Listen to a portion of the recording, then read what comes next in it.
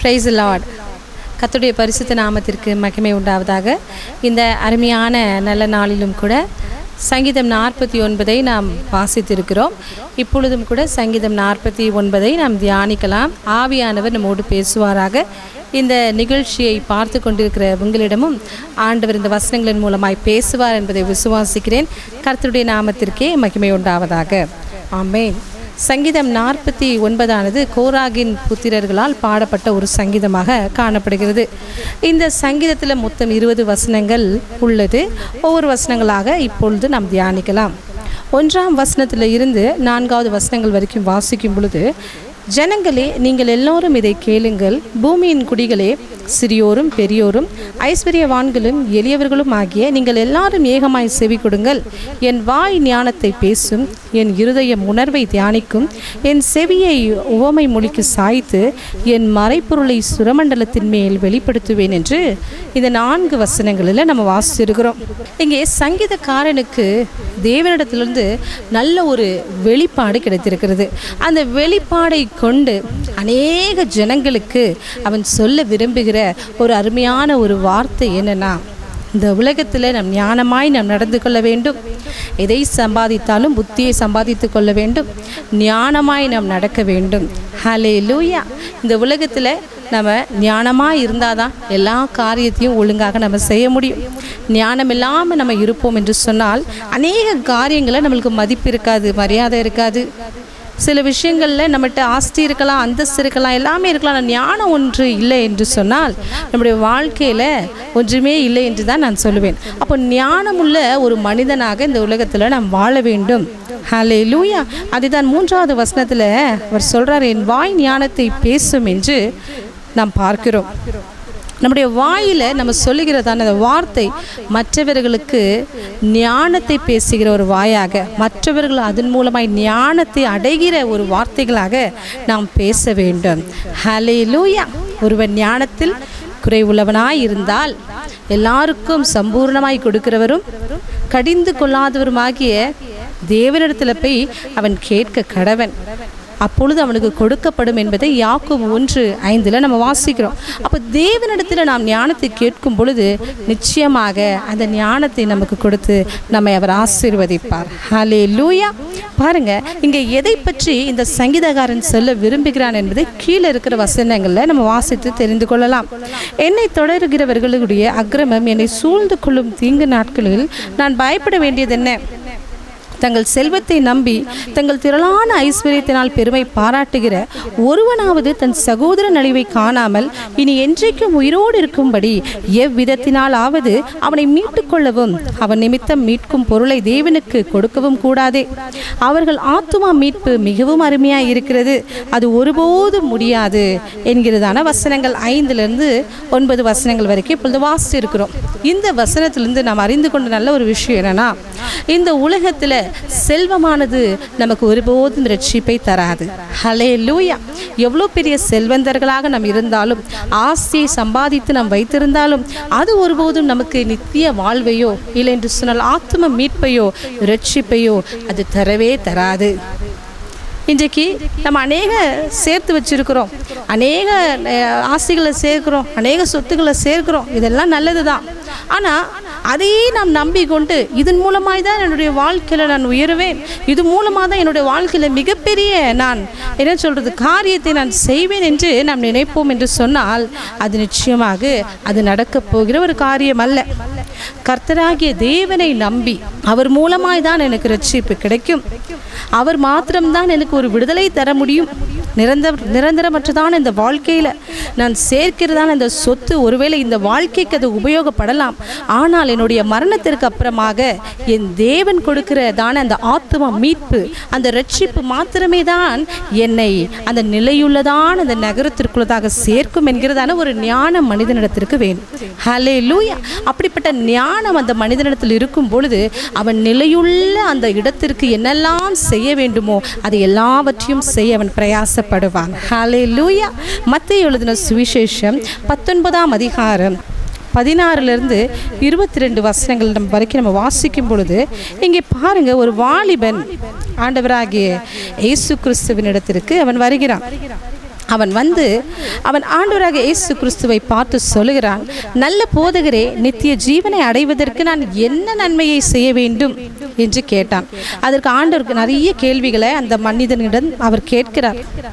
Okay, நான் நித்திய ஜீவனை அடைய வேண்டும் என்று சொன்னால் நான் கேட்கிற எல்லாவற்றையும் நீ சொல் என்று அவர் கேட்கிறார். அப்போ அவர் சொல்றாரு, கொலை செய்யாதிருப்பாயாக, விபச்சாரம் செய்யாதிருப்பாயாக, களவு செய்யாதிருப்பாயாக, பொய் சாட்சி சொல்லாதிருப்பாயாக, உன் தகப்பனையும் உன் தாயையும் கனம் பண்ணுவாயாக, உன்னிடத்தில் அன்பு கூறுவது போல பிறனிடத்திலும் அன்பு கூறுவாயாக என்பவைகளை ஆண்டவராக இயேசு கிறிஸ்து சொன்னார். அப்போ அதை கேட்ட அந்த வாலிபன் பாருங்க, அதே அதிகாரம் 20வது வசனத்தில் வாசிக்கிறோம், அவரை நோக்கி இவைகளை எல்லாம் என் சிறு வயது முதல் கை கொண்டிருக்கிறேன், இன்னும் என்னிடத்தில் குறைவு என்ன என்றான். அதற்கு இயேசு சொன்னார், நீ பூரண சர்க்குணராய் இருக்க விரும்பினால் போய் உனக்கு உண்டானவைகளை விற்று தரித்திரருக்கு கொடு, அப்பொழுது பரலோகத்தில் உன்னுடைய பொக்கிஷம் உண்டாகும். ஹல்லேலூயா. எல்லாமே நான் கைக்கொள்கிறேன், நான் களவு செய்யலை, நான் விபச்சாரம் செய்யலை, நான் எல்லாவற்றிலும் நான் உண்மையாக இருக்கிறேன். ஆனால் உன்னிடத்திலும் ஒரு குறைவு இருக்குது. அது என்ன குறைவு? அதை நாம் யோசிக்க வேண்டும். ஹல்லேலூயா.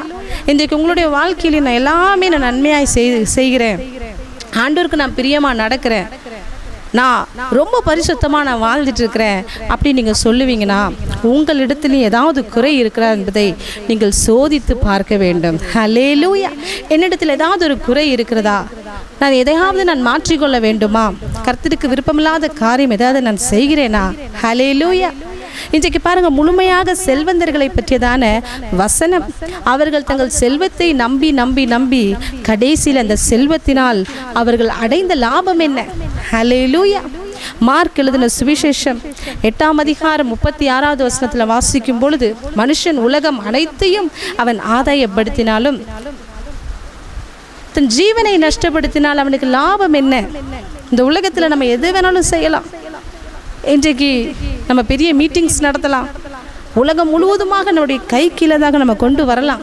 ஆனால் நம்முடைய ஆத்துமா அது முழுமையாய் நிறைந்ததாக இருக்கிறதா, இல்லை என்று சொன்னால் அது ஒன்றுமே இல்லாமல் அது எம்டியாக இருக்குதா, அது காலியாக இருக்குதா என்பது நமக்கு மாத்திரம்தான் தெரியும். ஹல்லேலூயா. நம்முடைய ஆத்துமா கர்த்தருடைய ஆவியினால் நிறைந்திருக்க வேண்டும், களி கூற வேண்டும். ஹல்லேலூயா. சந்தோஷமாக இருக்கணும். நான் இன்றைக்கு ஒரு நன்மையை செய்திருக்கிறேன், இன்றைக்கு கர்த்தருக்கு விருப்பமான ஒரு காரியத்தை என்னுடைய வாழ்க்கையில் நான் செய்திருக்கிறேன் என்பதை நம்முடைய ஆத்துமா நமக்குள்ளதாக சொல்லி நம்மை களி கூற செய்ய வேண்டும். ஹல்லேலூயா. அப்போ பாருங்க, இந்த வாலிபன் இயேசுவினிடத்தில் போனோன்னு ஆண்டவர் சொல்கிறார், உன்னிடத்தில் இருக்கிறது எல்லாத்தையும் விற்று போடு, தரித்திரருக்கு கொடு என்று சொல்கிறார். அப்போ அதை கேட்ட உடனே அந்த வாலிபனால் ஏற்றுக்கொள்ளவே முடியல. என்னது, என்கிட்ட இருக்கிறதெல்லாம் நான் விற்றுட்டு தரித்திரனுக்கு கொடுத்துட்டு அப்போ நான் எங்கே போகிறது? ஹல்லேலூயா. இன்றைக்கு அப்படி தானே நம்ம யோசிப்போம். நம்மக்கிட்ட ஏதாவது ஒன்று கேட்டுட்டாங்கன்னா, ஐயோ அதை நான் கஷ்டப்பட்டு நான் சேர்த்தது, கஷ்டப்பட்டு நான் என்ன பண்ணியிருக்கிறேன், என்னுடைய எல்லா விதமான பலத்தை போட்டு என்னுடைய இரத்தத்தை சிந்தி நான் சம்பாதித்து வைத்திருக்கிற பொருட்கள், அதை எப்படி நான் இழக்க முடியும்? ஆண்டவர் சொன்னால் அது எதுவாக இருந்தாலும் கீழ்ப்படைச்சிடணும். ஹல்லேலூயா. இதை கொடுங்க, நான் கொடுத்துடணும். 1 தீமோத்தேயு 6ஆம் அதிகாரம் 7வது வசனத்தில் வாசிக்கும் பொழுது, நாம் ஒன்றும் கொண்டு வந்ததும் இல்லை, ஒன்று கொண்டு போவதும் இல்லை. ஹல்லேலூயா. நிரந்தரமற்றதான இந்த வாழ்க்கையிலே இவ்வளவு சண்டைனா அந்த நிலையுள்ளதான வாழ்க்கைக்கு நேராக நம்ம எப்படி பயணிக்க முடியும்? இன்றைக்கு ஆண்டவர் சொல்றாரு, சொத்து ஆண்டவர் கொடுக்கிற ஐஸ்வர்யம். ஹல்லேலூயா. ஆண்டவர் பணத்தை, சொத்தை, ஆஸ்தியை ஆசீர்வாதமாக உங்களுக்கு தந்தது உண்மைதான். அதை நீங்கள் அனுபவிக்கத்தான் அவர் தந்திருக்கிறார். ஆனால் அதையே நம்பி இதன் மூலமாய் தான் என்னுடைய ரட்சிப்பு உண்டாகும், இதன் மூலமாய் தான் நான் மிகப்பெரிய ஒரு அளவிலே நான் பெரியவனாக நான் இருப்பேன், எல்லாரும் என்னை பார்த்து போற்றுவார்கள் என்று நாம் நினைத்தோம் என்று சொன்னால் நம்முடைய வாழ்க்கையில எந்த விதமான பிரயோஜனமும் இல்லை. ஞானத்தோடு நம்ம செயல்படும் பொழுது இப்படிப்பட்டதான விஷயங்களுக்கு நம்ம இடம் கொடுக்க மாட்டோம். நம்முடைய ஆண்டவராக இயேசு கிறிஸ்து நமக்கு சொன்னது போல நிலையான ஒரு நகரத்திற்கு நேராக நம்முடைய எண்ணங்களை, சிந்தனைகளை மாற்றிக்கொள்வோம். அப்படிப்பட்ட நல்ல வழிகளில் நம்ம நடக்க ஆரம்பிப்போம். ஹல்லேலூயா. அப்போ நம்முடைய வாழ்க்கையில் நம்ம ஐஸ்வர்யத்திற்கு நேராக நம்முடைய கண்களை நோக்கி நாம் வைக்கக்கூடாது. நம்முடைய கண்களை யார் மீது வைக்க வேண்டும்? கர்த்தராம் இயேசுவின் மீது நம் கண்களை பதிய வைக்க வேண்டும். ஹல்லேலூயா. அவரால் மாத்திரம்தான் ரட்சிப்பு கிடைக்கும். அப்போஸ்தலர் 4ஆம் அதிகாரம் 12வது வசனத்தில் வாசிக்கும் பொழுது, அவராலே அன்றி வேறொருவராலும் ரட்சிப்பு இல்லை. ஹல்லேலூயா. இன்றைக்கு ஆண்டவர் சொல்கிற ஒரு வார்த்தை, உங்களோட செல்வத்தை நம்பாதீங்க, உங்களுடைய பொருட்களை நம்பாதீங்க, உங்களுடைய ஆஸ்திகளை நம்பாதீங்க. கர்த்தராக இயேசு கிறிஸ்துவின் மீது நம்பிக்கை வைங்க. அவரே உங்களுக்கு வழியை தருவார், உங்களுக்கு வழியை ஆயத்தப்படுத்துவார். ஒன்றுமே இல்லையா, அவருக்காக எல்லாவற்றையும் நீங்கள் இழந்தீங்களா? ஹல்லேலூயா. உங்களை அவர் ஐஸ்வர்யவானாக மாற்றுவார். இந்த பூமியில் ஒருவேளை நீங்கள் ஐஸ்வர்யவானாக இல்லாமல் இருந்தாலும் பரலோகத்தில் உங்களுடைய பொக்கிஷங்கள் அநேகமாக இருக்கும். ஹல்லேலூயா. எத்தனை பேர் பரலோக ராஜ்யத்தில் பொக்கிஷத்தை சேர்க்க விரும்புகிறீங்க? இந்த பூமியில் வீடு வாங்கணும், இடம் வாங்கணும், எல்லாம் வாங்கணும், கரெக்டு தான். இங்கே நம்ம சேர்க்கறதுக்கு ரொம்ப மும்முரமாக இருக்கும். ஆனால் பரலோகத்தில் கேட்டால் அது அப்புறம் பார்த்துக்கலாம் பிரதர். இப்போ என்ன பரலோகம், இப்போ என்ன சிஸ்டர் பரலோகம்? இப்போ தான் ஒரு வீடு கட்டுறதுக்கு ஒரு நிலம் வாங்கியிருக்கேன். இப்போ பரலோகத்தில் சொத்து சேர்க்க சொன்னால் அதெல்லாம் அப்புறம் பேசிக்கலாம். அப்படி தான் நம்ம இருக்கிறோம். ஆனால் ஆண்டவர் அப்படிப்பட்டதான ஒரு நிலையில் நம்ம இருக்க அவர் விரும்பவில்லை. நம்ம எல்லாரும் அவரோடு கூட சந்தோஷமாக இருக்க வேண்டும் என்று விரும்புகிறார். அதனால தான் இந்த வேத வசனத்தின் மூலமாக இவர் சொல்லுகிற ஒரு அருமையான காரியம், உங்களுடைய ஐஸ்வர்யமோ உங்களுடைய சொத்தோ உங்களை பாதுகாக்காது. நிலையான கர்த்தராக இயேசு கிறிஸ்து கொடுத்த அந்த மீட்பு, அந்த ரட்சிப்பு, ஹல்லேலூயா, அது மாத்திரம்தான் நம்மளை பாதுகாக்கும். அந்த நிலையான நகரத்திற்குள்ளதாக நம்மை சேர்க்கும். பணத்தின் மீது ஆசை வைத்து கொண்டிருக்கிற உங்களுக்கு ஆண்டவர் சொல்கிறார், பண ஆசை எல்லா தீமைக்கும் அது வேறாக இருக்கிறது என்பதை நாம் வாசிக்கிறோம். 1 தீமோத்தேயு 6:10 அதிகாரத்தில். இல்லாமல் இருந்தாலும் இருக்கிறவைகளைப் போல உங்களை அலங்கரித்து நம் தேவன் உங்களை ஆசீர்வதிப்பார். ஆமென். பாருங்க, 10வது வசனத்திலிருந்து வாசிக்கும் பொழுது நான் வாசிக்கிறேன். சங்கீதம் 49:10. ஞானிகளும் மரித்து அஞ்ஞானிகளும் நிர்மூடரும் ஏகமாய் அழிந்து தங்கள் ஆஸ்தியை மற்றவர்களுக்கு வைத்து போகிறதை காண்கிறான். தங்கள் வீடுகள் நித்திய காலமாகவும் தங்கள் வாசஸ்தலங்கள் தலைமுறை தலைமுறையாகவும் இருக்கும் என்பது அவர்கள் உள்ளத்தின் அபிப்பிராயம். தங்கள் நாமங்களை தங்கள் நிலங்களுக்கு தருகிறார்கள், ஆகிலும் கனம் பொருந்தியவனாய் இருக்கிற மனுஷன் நிலைத்திருக்கிறதில்லை, அழிந்து போகும் மிருகங்களுக்கு ஒப்பாயிருக்கிறான். இதுதான் அவர்கள் வழி, இதுதான் அவர்கள் பைத்தியம், ஆகிலும் அவர்கள் சந்ததியார் அவர்கள் சொல்லை மெச்சிக்கொள்கிறார்கள். ஆட்டு மந்தையைப் போல பாதாளத்திலே கிடத்தப்படுகிறார்கள், மரணம் அவர்களை மேய்த்து போடும். செம்மையானவர்கள் அதிகாலையில் அவர்களை ஆண்டு கொள்வார்கள், அவர்கள் தங்கள் வாசஸ்தலத்தில் நிலைத்திருக்க கூடாதபடி அவர்களுடைய ரூபத்தை பாதாளம் அழிக்கும். ஹல்லேலூயா. பாருங்க, இந்த 3வது காரியத்தில் நம்ம எதை பார்க்கிறோம்னா, இன்றைக்கு எல்லாருக்கும் மரணமானது ஒரு பொதுவான ஒரு காரியமாக காணப்படுகிறது. எல்லாருக்குமே it is equal. Each and everyone in this world will face death one day. Hallelujah. எல்லாரும் நிச்சயமாக மரணத்தை நம்ம சந்திக்க தான் போகிறோம். இங்கே யாராவது நான் மரணத்தை சந்திக்க மாட்டேன்னு சொல்கிறீங்களா? சொல்ல முடியாது இல்லையா? இப்போவே எல்லாரும் ஆயத்தமாக இன்சூரன்ஸு அது இதுன்னு என்னென்னமோ நம்ம ரொம்ப ஆயத்தமாக நம்ம பண்ணிக்கிட்டு இருக்கிறோம். ஆனால் ஆண்டவர் சொல்கிறாரு, மரணம் எல்லாருக்கும் பொதுவான ஒரு காரியமாக இருக்கிறது என்று. ஹல்லேலூயா. லூக்கா எழுதின சுவிசேஷம் 16ஆம் அதிகாரம் அதனுடைய 19வது வசனத்திலிருந்து 22வது வசனம் வரைக்கும் வாசிக்கும் பொழுது பாருங்க, இங்கே லாசரு என்கிறதான ஒரு பேர் கொண்ட ஒரு மனிதன் இருக்கிறான். அவன் தரித்திரனாக அவன் இருக்கிறான், அதே நேரத்தில் ஐஸ்வர்யவானும் இருக்கிறான். அவன் பாருங்க, அவன் எப்படி இருக்கிறான் என்று நாம் பார்க்கும் பொழுது ஐஸ்வர்யமுள்ள ஒரு மனுஷன் இருந்தான். அவன் இரத்தாம்பரமும் வெளியேற பெற்ற வஸ்திரமும் தரித்து அனுதினமும் சம்பிரமமாய் வாழ்ந்து கொண்டிருந்தான். ஹல்லேலூயா. ரொம்ப சொஃபிஸ்டிகேட்டடான ஒரு லைஃபை, ரொம்ப ஆஸ்தி உள்ள ஒரு வாழ்க்கையை, ஒரு ஆடம்பரமான வாழ்க்கையை இந்த ஐஸ்வர்யவான் வாழ்ந்து கொண்டிருக்கிறான். 2 பேருக்கும் மரணம் வந்துச்சு. அப்போ லாசரு எங்கே இருந்தார்? தூதரால் ஆபிரகாமினுடைய மடியிலே அமர்ந்து கொண்டிருந்தான் இந்த லாசரு. ஆனால் இந்த செல்வந்தனாகி அந்த ஐஸ்வர்யவான் பாதாளத்திலே கிடத்தப்பட்டிருக்கிறான், பாதாளத்திலே கிடத்தப்படுகிறான். ஹல்லேலூயா. அந்த நேரத்தில் ரொம்ப கொடுமையான ஒரு காட்சி என்னன்னா, அவன் படுகிற வேதனை கூட அவனால் தாங்க முடியாமல் அவன் சொல்கிற ஒரு வார்த்தை என்னென்னா பாருங்கள், 24வது வசனத்தில், தகப்பனாகி ஆபிரகாமே, நீர் எனக்கு இறங்கி லாசருவின் விரலின் நுனியை தண்ணீரில் தோய்த்து என் நாவை குளிர பண்ணும்படி அவனை அனுப்ப வேண்டும், இந்த அக்கினி ஜுவாலையில் வேதனைப்படுகிறேனே என்று கூப்பிட்டான். அதற்கு பாருங்க தூதன், அதற்கு ஆபிரகாம் சொல்கிற ஒரு வார்த்தை பாருங்க, மகனே, நீ பூமியிலே உயிரோடு இருக்கும் காலத்தில் உன் நன்மைகளை அனுபவித்தாய், லாசருவும் அப்படியே தீமைகளை அனுபவித்தான், அதை நினைத்துக்கொள், இப்பொழுது அவன் தேற்றப்படுகிறான், நீயோ வேதனைப்படுகிறாய். ஹல்லேலூயா. இந்த பூமியில் நம்ம வாழும் பொழுது மற்றவர்களுக்கும் உதவி செய்து மற்றவர்களும் மகிழ்ச்சியாய் இருக்க வேண்டும் என்று நினைத்து நல்ல மனரம்யமாய் நாம் வாழ வேண்டும். சம்பூர்ணமாய் சம்பிரமமாய் நம்முடைய வாழ்க்கையை மாத்திரம் நம்ம வாழ்வது அது நல்லதல்ல. மற்றவர்களும் நன்றாக இருக்க வேண்டும், மற்றவர்களும் சந்தோஷமாக இருக்க வேண்டும். அப்படிப்பட்ட ஒரு கள்ளம் கபடமற்றதான ஒரு மனசு தான் ஆண்டவர் விரும்புகிறார். ஹல்லேலூயா. அப்படிப்பட்டதான ஒரு மனதுடையவர்களாக நாம் இருக்கும் பொழுது கர்த்தர் பெரிய காரியங்களை நம்முடைய வாழ்க்கையில் அவர் செய்வார். நாம் வாழ்கிறதான இந்த எல்லாருக்கும், நம் வாழ்கிறதான இந்த வாழ்க்கையில் எல்லாருக்கும் மரணம் வரும், அது நிச்சயமாக சம்பவிக்கும்.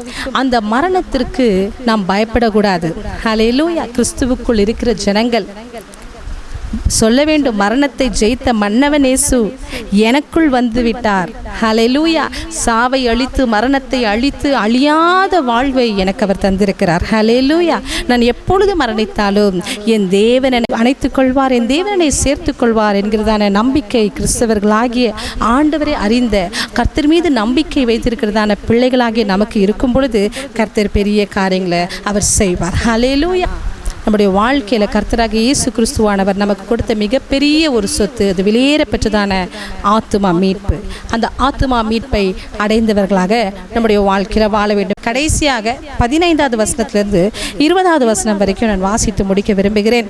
ஆனாலும் தேவன் என் ஆத்துமாவை பாதாளத்தின் வல்லமைக்கு தப்புவித்து மீட்பார், அவர் என்னை ஏற்றுக்கொள்வார். ஒருவன் ஐஸ்வர்யவனாகி அவன் வீட்டின் மகிமை பெருகும்போது நீ பயப்படாதே, அவன் மரிக்கும் போது ஒன்று கொண்டு போவதும் இல்லை, அவன் மகிமை அவனை பின்பற்றி செல்வதும் இல்லை. அவன் உயிரோடு இருக்கையில் தன் ஆத்துமாவை வாழ்த்தினாலும் நீ உனக்கு நன்மையை நாடினாய் என்று மனுஷர் அவனை புகழ்ந்தாலும் அவன் என்றென்றைக்கும் வெளிச்சத்தை காணாத தன் பிதாக்களின் சந்ததியை சேருவான். கனம் பொருந்தினவனாய் இருந்தும் அறிவில்லாத மனுஷன் அழிந்து போகும் மிருகங்களுக்கு ஒப்பாயிருக்கிறான் என்று வசனம் முடிகிறது. இங்க பாருங்க, முதலாவது நம் ஞானத்தினால் நாம் செயல்பட வேண்டும் என்று பார்த்தோம். இரண்டாவது ஐஸ்வர்யத்தினால் இல்லென்று சொன்னால் செல்வத்தால் நமக்கு ரட்சிப்பு உண்டாகாது என்பதை பார்த்தோம். மூன்றாவது எல்லாருக்கும் மரணமானது நேரிடும் என்பதை நாம் பார்த்தோம். கடைசியில் இப்படிப்பட்ட ஐஸ்வர்யவான்களை பார்த்து பொறாமை கொள்ள வேண்டாம், எரிச்சல் ஆக வேண்டாம் என்பதை நாம் பார்க்க போகிறோம். ஹல்லேலூயா. இந்த உலகத்தில் ஒருவன் ஐஸ்வர்யவானாய் இருக்கும் பொழுது அவனை பார்த்து பொறாமை கொள்வது அது நல்லதல்ல. ஏனென்று சொன்னால் அவன் மரணத்திற்கு அப்புறமாக அவனுடைய வாழ்க்கை, அவனுடைய நித்திய ஜீவன் எங்கு போகும், அவனுடைய நித்திய வாழ்க்கை நித்திய காலமாய் அவன் எங்கு செல்வான் என்பதை நீ அறியாயே. ஹல்லேலூயா. உனக்கு தெரிய போவதில்லை அவன் எங்க போக போகிறான் என்று. ஒருவேளை இந்த உலகத்தில் அவன் மிகவும் ஆஸ்தி உள்ளவனாக அவன் இருந்தாலும் அவனுடைய முடிவிலே, அதாவது அவனுடைய வாழ்க்கையின் முடிவிலே அவன் எங்கு செல்வான் என்பது உனக்கு தெரிய போவதில்லை. ஒரே ஒரு வாழ்க்கை தான் இந்த உலகத்தில் நம்ம வாழ்கிறோம், அது திரும்பவும் நமக்கு கிடைக்க போவதல்ல. அந்த ஒரே ஒரு வாழ்க்கை ஆண்டவராக இயேசு கிறிஸ்துவுக்கு உண்மையாக உத்தமமாக வாழ்ந்து நாம் கடந்து செல்கிறவர்களாக நாம் இருக்க வேண்டும். ஒரே ஒரு வாழ்க்கை, ஒரே ஒரு மரிப்பு, அதுக்கப்புறம் ஒரே ஒரு நியாய தீர்ப்பு. ஹல்லேலூயா. அது திரும்பவும் நமக்கு கிடைக்க போவதில்லை. இந்த வாழ்க்கை பரிசுத்தமாக இருக்கிற தேவனுக்கு நாம் பரிசுத்தம் உள்ளவர்களாக வாழ்ந்து நன்மையை நாம் தேடிக்கொண்டோம் என்று சொன்னால் கர்த்தர் பெரிய காரியங்களை செய்வார். கடைசியாக வாசித்து முடிக்கிறேன். லூக்கா எழுதின சுவிசேஷம் 12ஆம் அதிகாரம் அதனுடைய 16வது வசனத்திலிருந்து 20வது வசனம் வரைக்கும் வாசிக்கும் பொழுது இங்கே பாருங்கள், ஆண்டவராக இயேசு கிறிஸ்துவானவர் ஒரு ஓமையை சொல்லுகிறார். He is giving an example. அது என்னன்னா, ஐஸ்வர்யம் உள்ள ஒருவனுடைய நிலம் நன்றாய் விளைந்தது. அப்பொழுது அவன், நான் என்ன செய்வேன், என் தானியங்களை சேர்த்து வைக்கிறதுக்கு இடமில்லையே, நான் ஒன்று செய்வேன், என் களஞ்சியங்களை இடித்து பெரிதாக கட்டி எனக்கு விளைந்த தானியத்தையும் என் பொருள்களையும் அங்கே சேர்த்து வைத்து பின்பு ஆத்துமாவே, உனக்காக அநேக வருஷங்களுக்கு அநேகம் பொருள்கள் சேர்த்து வைக்கப்பட்டிருக்கிறது, நீ இளைப்பாரி புசித்து குடித்து பூரிப்பாயிரு என்று என் ஆத்துமாவோடே சொல்லுவேன் என்று தனக்குள்ளே சிந்தித்து கொண்டிருந்தான். ஹல்லேலூயா. 20வது வசனத்தில் பாருங்க, தேவன் அவனை நோக்கி, மதிகேடனே, உன் ஆத்மா உன்னிடத்திலிருந்து இந்த ராத்திரியிலே எடுத்துக்கொள்ளப்படும், அப்பொழுது நீ சேகரித்தவைகள் யாருடையதாகும் என்றார். ஹல்லேலூயா. பாருங்க, மதிகேடனே என்று ஆண்டவர் சொல்லுகிறார். அவன் நினைத்தான், நான் இவ்வளவு விளைச்சலை அனுபவித்திருக்கிறேன், இது எல்லாவற்றையும் சேர்த்து வைக்க எனக்கு இடமில்லை, நான் இடத்தை தேடுகிறேன், அந்த இடத்தை தேடி எப்படியாவது என்னுடைய களஞ்சியங்களை இடித்து பெரிதாக கட்டி என்னுடைய எல்லா விதமான தானியங்களை நான் எனக்கு விளைந்த எல்லாவற்றையும் அதற்குள்ளதாக சேர்த்து வைத்து என் வாழ்க்கை முழுவதும் நான் இருந்து சாப்பிட்டு புசித்து திருப்தியடைந்து நான் வாழ்வேனே என்று சொல்லி அவனுடைய ஆத்மாவை அவன் தேய்ச்சி கொண்டிருந்தான். ஆனால் பாருங்க, நிலையில்லாத ஒரு காரியத்தை அவன் நினைத்து கொண்டிருந்தான்.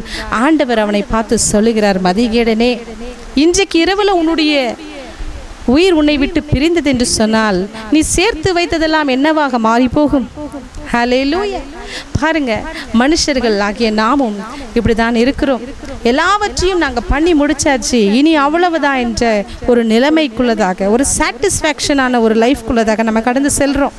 திருப்தி அடைவது கர்த்தருடைய சமூகத்தில் மாத்திரம்தான். ஹல்லேலூயா. நம்முடைய ஆத்துமாவானது கர்த்தருடைய சமூகத்தில் மாத்திரம்தான் திருப்தி அடையும். பணத்தாலேயோ பொருளாலேயோ ஆஸ்திகளாலேயோ அந்தஸ்தினாலேயோ நம்முடைய ஆத்மாவானது திருப்தி அடைகிறது என்று சொன்னால் அது உன்னதமான திருப்தி அல்ல, அது நிலையில்லாத ஒரு திருப்தி. இப்படிப்பட்ட ஜனங்கள் பாருங்க, மிருகங்களுக்கு ஒப்பாய் இருக்கிறார்கள் என்று கடைசியில் அந்த வசனம் முடிவடைகிறது. ஒரு மிருகமானது இன்றைக்கு இருக்கிறது, நாளைக்கு அது செத்து போய் விடுகிறது. அதே போலதான் மனிதனுடைய வாழ்க்கையும். கர்த்தரை அறியாத ஜனமும் இப்படிதான் அவன் சாகிறான். இன்றைக்கு ஆண்டவர் கிருபையின் நாட்களை நமக்கு கொடுத்திருக்கிறார். இந்த நாட்களில் கர்த்தருக்கு பிரயோஜனமான காரியங்களை செய்து அவருடைய வழியில் நாம் நடந்து கர்த்தருடைய சமூகத்தில் வந்து அவருடைய வசனங்களினால் நாம் புடமிடப்பட்டு, ஹல்லேலூயா, நாளுக்கு நாள் வசனங்களினால் விருத்தி அடைகிறதான ஒரு வாழ்க்கை தான் ஒரு திருப்தி உள்ள ஒரு வாழ்க்கை. ஹல்லேலூயா. இன்றைக்கு எத்தனை பேர் அப்படிப்பட்டதான ஒரு திருப்தி உள்ள ஒரு வாழ்க்கையை நீங்கள் வாழ்றீங்க? பாருங்க, உலகமும் அதனுடைய இச்சைகளும் அது ஒளிந்து போய்விடும். ஆனால் தேவனுடைய சித்தத்தின்படி செய்கிறவனே என்றென்றைக்கும் நிலைத்திருப்பான் என்பதை நம்ம வாசிக்கிறோம். அப்போ இந்த உலகத்தில் சம்பாதித்த எல்லா காரியங்களும், இச்சையான காரியங்கள், நம்ம இச்சித்தவைகள் எல்லாமே ஒரு நாள் ஒளிந்து போய்விடும். அதன் மூலமாய் நாம் திருப்தி அடைந்து எந்த விதமான பிரயோஜனமும் இல்லை. ஆனால் நிலையான நகரத்திற்கு நாம் சேகரித்து வைத்த பரிசுத்தம், கர்த்தருக்கு கீழ்ப்படிந்த விஷயங்கள், நன்மையான காரியங்களை சேகரித்து வைத்திருக்கிறோம் பார்த்தீங்களா, அது மாத்திரம் தான் அந்த நித்திய ஜீவனுக்குள்ளதாக நம்மை அழைத்து கொண்டு போகும். ஹல்லேலூயா. இன்றைக்கு கர்த்தருடைய வருகைக்கு நாம் ஆயத்தமாகவும், கர்த்தர் எப்பொழுது வருவார் என்பது நம்ம ஒவ்வொருவருக்கும் தெரியாது. ஆனாலும் அவர் வருகைக்கு நாம் ஆயத்தமாகவும், மரணம் எப்போ வேணாலும் சம்பவிக்கலாம், அதை நாம் எதிர்நோக்கி நாம் செல்லுவோம். நிச்சயமாகவே இன்றைக்கு நான் மரணித்தாலும் என் தேவனுடைய ராஜ்யத்தில் நான் சந்தோஷமாய் இளைப்பாறுவேன் என்கிறதான நம்பிக்கை நம் ஒவ்வொருவருடைய இருதயத்திலும் உள்ளத்திலும் அது இருக்கும் பொழுது கர்த்தர் பெரிய காரியங்களை செய்து நம்மளை ஆசீர்வதிப்பார். இந்த வசனங்களின் மூலமாய் கர்த்தர் உங்கள் ஒவ்வொருவரோடும் பேசியிருப்பார் என்பதை விசுவாசிக்கிறேன். அவருடைய வருகைக்கு நாம் ஆயத்தமாய் இருப்போம், எதிர்நோக்கி செல்வோம். கர்த்தர் நம்மளை ஆயத்தப்படுத்துவாராக. ஆமேன். ஹல்லேலூயா.